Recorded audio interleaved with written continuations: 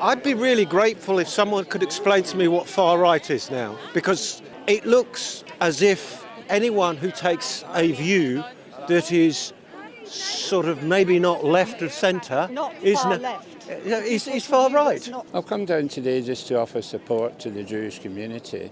I just felt that they needed a voice as well. There's an awful lot of hate out there in the world today. And obviously, you know, the pro-Palestinian protests, which I kind of agree with as well, but nobody's speaking out for the Jewish community. Almost 2 months ago, the worst atrocity against the Jewish people was perpetrated by Hamas in southern Israel.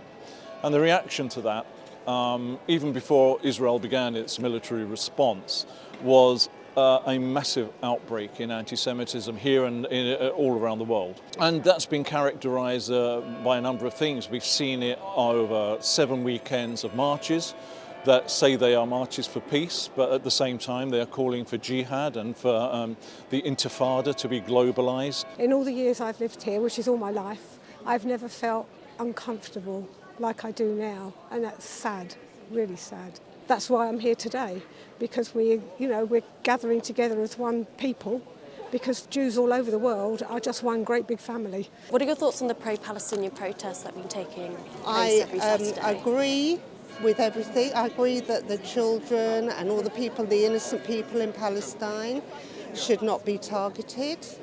Unfortunately, it's a war situation and innocent people do die. But there's a lot of hatred that goes with it, and I think that's not necessary.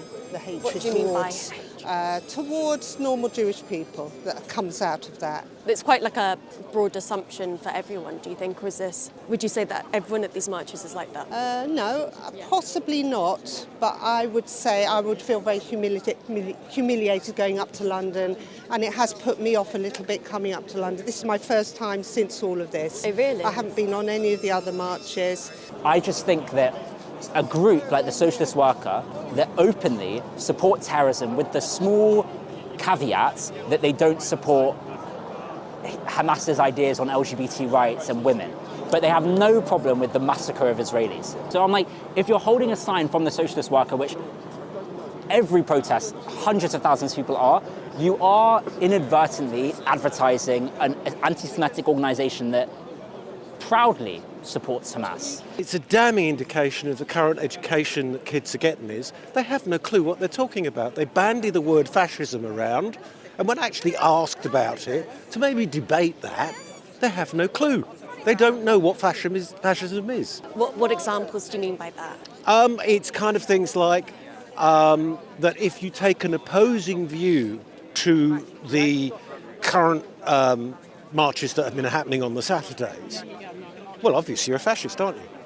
So, look, goodness me, aren't we all fascists? Look at us all here on a fascist gathering.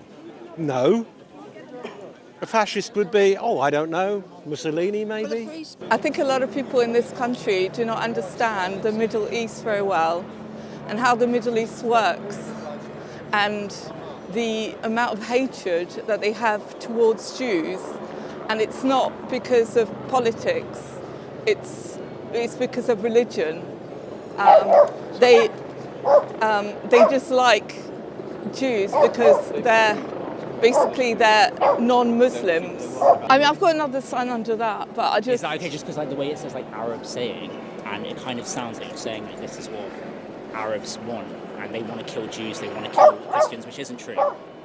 How do you know? Like, well, I'm just saying it's not the message of our protest. I think the lowest point so far was during what was the so-called inverted commas peaceful demonstration that took place across the Remembrance weekend. I know that there are groups that are troublemakers. Sadly, there will probably be some here today, no doubt. But it's enough now. There's got to be balance, right? That's all. I guess on Remembrance Day, the majority of the violence on Remembrance Day, the majority of arrests were from the far-right groups that came and were surrounding the cenotaph and were attacking police officers, rather than actually the pro-Palestinian protesters. I'd be really grateful if someone could explain to me what far-right is now, because it looks as if anyone who takes a view that is sort of maybe not left of centre, Not is far left. He's far right. Not